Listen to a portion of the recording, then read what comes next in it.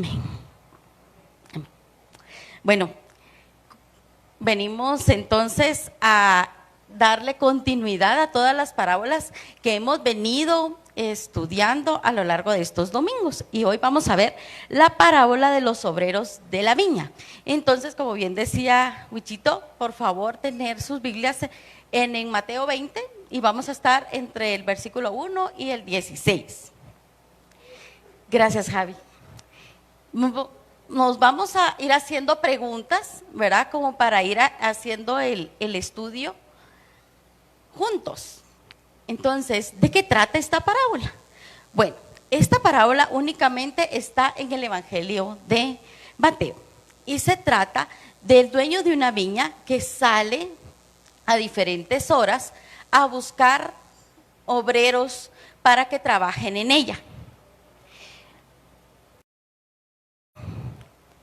Sale de mañana, ¿verdad? Y de acuerdo a nuestra hora, pues todavía no había amanecido, las 3 de la mañana, pero como era el dueño el que iba, los estudiosos creen que la hora en que salió de mañana era a las 6. Luego dice que sale a la hora tercera, las 9 para nosotros, la hora sexta, las 12, la hora novena, las 3 y la hora undécima, las 5 de la tarde. Eso quiere decir que sale en un primer momento a buscar obreros y luego sale 4 veces más. A los primeros, cuando se los encuentra, les dice, hagamos un convenio. Ustedes trabajan el día y yo les voy a pagar lo justo, un denario, que era el salario de esa época. Y entonces están de acuerdo y se van, ¿verdad? Luego sale y se encuentra a otros, les dice, vengan a trabajar conmigo y se van. Y así sucesivamente. Y cuando llega la hora undécima les dice, ¿ustedes todavía están acá? ¿Qué pregunta, verdad? Se sorprende de que aún estén ahí. Y entonces los otros le responden, es que nadie nos ha contratado. Vengan. Y se los lleva. Luego, al llegar la noche, entonces llama a su mayordomo, su capataz, y le dice, trae a todos, pero vamos a empezar a pagarles a los últimos y vamos a dejar de último a los primeros que contratamos. Y a todos les da, a los últimos les da un denario. Y los otros trabajaron solo una hora, ¿verdad? Entonces estaban contentos. Y entonces los que estaban en los que fueron contratados a las 6 de la mañana, ¿cuál es el presupuesto o lo que se supone? De plano me van a dar más, porque yo trabajé más, ¿verdad? Y entonces, pero no, a todos los contratados se les paga un denario.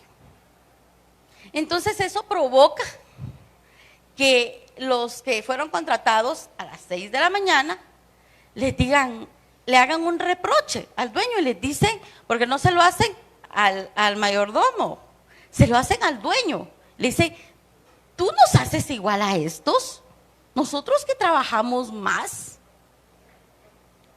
Y entonces quiero que nos enfoquemos en los versos 13 al 16. Yo los tengo aquí. ¿Qué les dijo el dueño? Y ahí es donde va a estar centrado el mensaje de esta parábola. Pero respondiendo él, dijo a uno de ellos, amigo, no te hago ninguna injusticia. ¿No conviniste conmigo en un denario? ¿No me es lícito hacer lo que quiero con lo que es mío? ¿O es tu ojo malo porque yo soy bueno? Así los últimos serán primeros y los primeros últimos. Ahora nos vamos a adentrar a cómo era el contexto de la época para entender esta parábola un poco mejor. Bueno, voy a empezar con lo de tu ojo malo. Lo de tu ojo malo era una expresión de la época que quería decir, ¿tienes envidia? Porque yo soy bueno. Qué difícil ¿verdad? Y qué duro lo que les dijo. ¿Y qué era lo que estaba pasando en esa época? ¿Cómo era la contratación con los jornaleros? Bueno, les voy a contar. Cuando el dueño sale y dice la palabra que los encuentra en la plaza era el lugar en donde se reunían y eran pequeños agricultores que habían sido expulsados de sus tierras. ¿Y por qué habían sido expulsados? Porque habían adquirido deudas por pagar los impuestos de Roma. A pesar que era algo en contra de las disposiciones que el Señor había puesto en Levítico 25, del 8 al 13, usted lo puede ir a buscar a su casa. Y entonces, pero eso a los romanos, por supuesto, tampoco les importaba. Entonces, ¿qué era lo que pasaba? Los despojaban de sus tierras. Entonces, todas estas personas eran desplazados, estaban desempleados, porque ¿dónde iban a trabajar? Y eran subempleados por otras personas. Y se pagaba el sustento por un día, o sea, ellos tenían que ir diariamente a la plaza y ofrecer sus servicios para ganar el sustento de su familia por un día. Así que el salario justo de la época, hice una breve investigacióncita y más o menos hoy estaríamos hablando de 68 quetzales, aproximadamente un denario. Entonces, ¿qué era lo que pasaba? Que ya los que habían sido contratados estaban ahí a las 5 de la tarde, ¿se imaginan? Ya tenían muy pocas probabilidades de conseguir el sustento para su familia. Pero sin embargo el dueño viene y les paga el salario completo. Gracias, Javi. Vamos a ver ahora aspectos y hechos de la parábola. Gracias, Javi. Estos aspectos, por favor, tomémoslos muy en cuenta. Hay un propietario de una viña, y aquí tal vez me voy a adelantar al final, pero es que es importante entender que esta parábola no se trata de las recompensas, sino se trata de la generosidad del Padre. De eso se trata, porque los postreros no tenían nada que hacer, pero él mismo dice que él quiso hacerlo. Luego está la viña y la parábola comienza: el reino de los cielos es semejante a esa viña, ¿sí?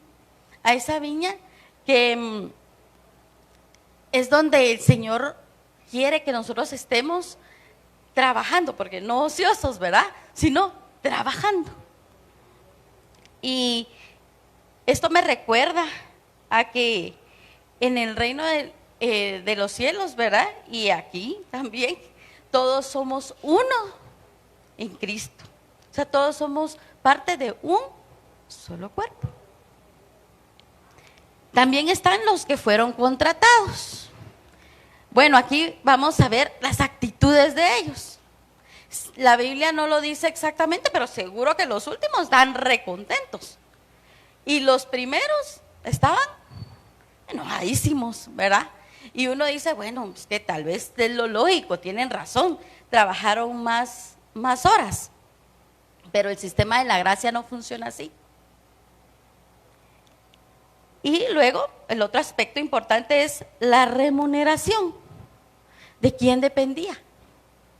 Entonces aquí es no por obras, no por el tiempo que habían trabajado, no había mérito, sino que todo era por la gracia de Dios. Ahora vamos a pasar a ver los hechos de la parábola. Bueno, hay una búsqueda del propietario. Él sale, Él nos atrajo, somos de Él, Él nos escogió. Y al final dice en el 16, muchos son llamados, mas pocos escogidos. Luego, la sorpresa de encontrarlos desocupados. Eso me llamó mucho la atención porque les dijo, y saliendo cerca de la hora 11, halló a otros que estaban desocupados y les dijo, ¿por qué estás aquí todo el día desocupado? ¿Verdad? Así como que dice, nadie Y ellos le contestan, porque nadie nos ha contratado.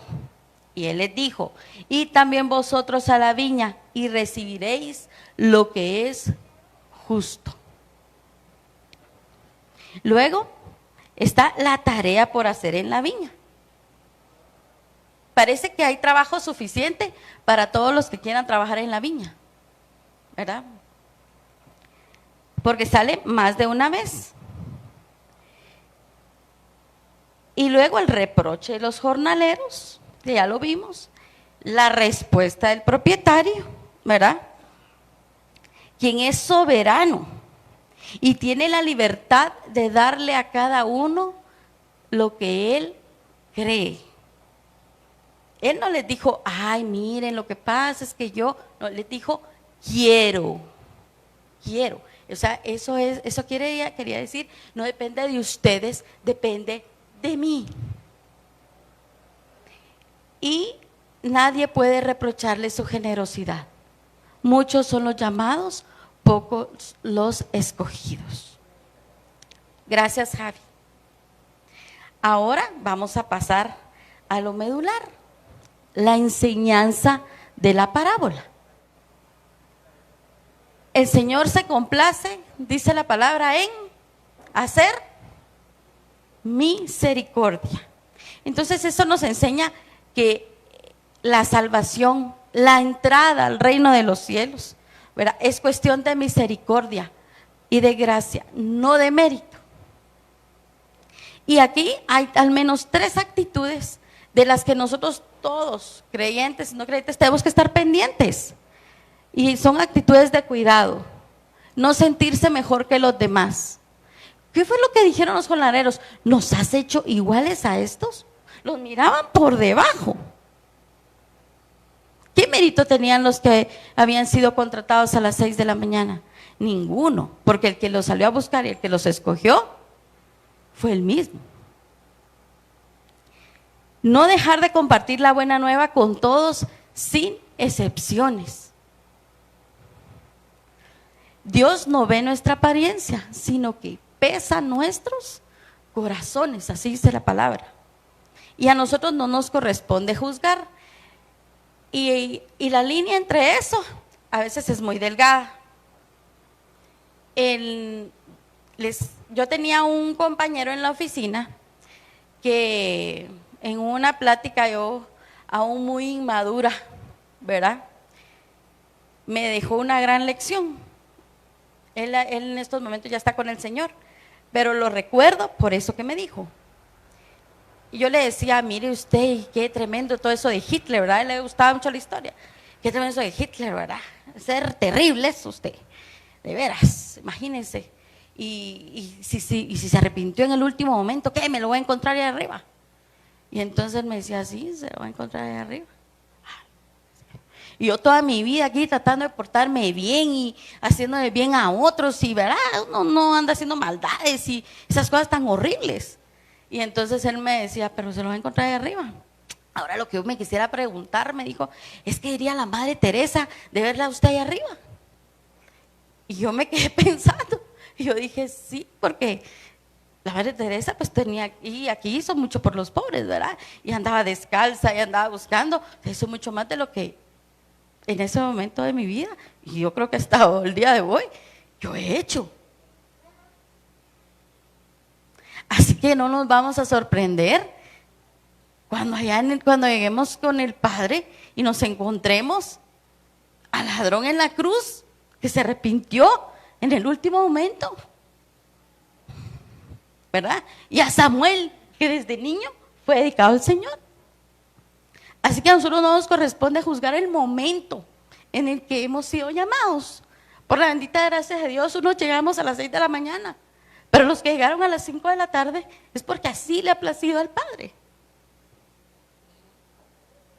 Así que en Isaías 55:8, el Señor nos dice algo muy importante. Y dice, porque mis pensamientos no son vuestros pensamientos, ni vuestros caminos mis caminos. Hay cosas que nosotros jamás vamos a lograr entender. y no nos corresponde. Y ya para concluir, nos vamos a ir a, como decía Wichito, el 16. Los primeros serán postreros y los postreros serán primero. Es el mejor ejemplo de la gracia de Dios, que nos bendice, nos recompensa, nos anima, nos consuela. ¿De acuerdo a qué? A su voluntad. ¿Y cómo es su voluntad? Dice la palabra. Es buena, es agradable y es perfecta. Así que no necesariamente va a ser de acuerdo con lo que nosotros nos merezcamos. Hace poquito, pues, el Señor me dio el privilegio de retomar mis estudios. Y entonces ahí nos enseñan de que para toda acción hay una reacción. O sea, si mi conducta es ilícita, pues voy a tener una consecuencia, ¿verdad? Y eso creo que todos lo hemos vivido en algún momento. Así como, te vas a caer de ahí. Lo hizo, se cayó. Y entonces uno va entendiendo que hay consecuencias de lo que uno hace. Pero el sistema, por así decirlo, de la gracia no funciona así. Porque Él no nos da conforme nosotros somos, sino conforme Él es. ¿Sí? Entonces nosotros nos podemos merecer cosas distintas a las que Él nos da, pero Él nos ve con ojos de misericordia, con ojos de amor, y por eso siempre nos da de acuerdo a quien Él es, como un juez justo, ¿verdad? La gracia de Dios siempre opera justamente. Y el llamado y la elección de Dios son basados en su gracia. Y eso lo vemos en Efesios 2, 8 al 9, que dice: porque por gracia sois salvos por medio de la fe, y esto no de vosotros, pues es don de Dios, no por obras, para que nadie se gloríe. Y ahora, si lo aplicamos al servicio, ¿sí? Me gustaría terminar con esto. La gracia del Señor debería haberse manifestada en nuestro servicio, porque la habilidad de servir a Dios es un regalo de su gracia.